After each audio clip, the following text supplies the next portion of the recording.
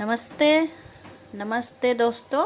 इन दिनों मेरे घर में जहाँ से दूध आते हैं ना, वो दूध बहुत क्रीमी है। तो मैंने सोचा कि क्यों ना दूध की जो क्रीम होता है ना, उसी से मैं घी बना लूँगी।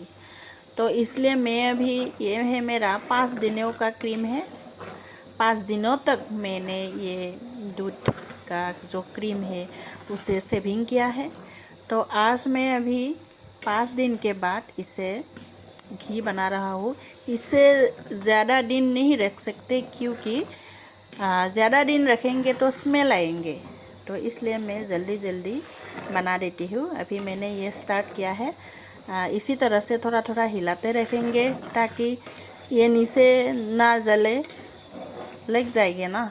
अगर नहीं ऐसे करेंगे, घुमाएंगे तो नीचे कढ़ाई में लग जाएगा। तो इसी तरह हम ये घी इस तरह 20-20 में लड़ाते रहेंगे, ठीक है। तभी कुछ ही देर में मेरा घी बनकर तैयार हो जाएगा। तो आप लोग भी बनाते होंगे शायद, मैं ऐसे ही बनाती हूँ।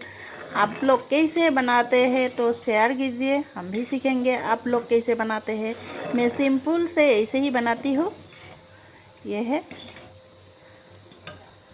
थोड़ी देर बाद अभी मेरा घी बनकर तैयार हो जाएगा।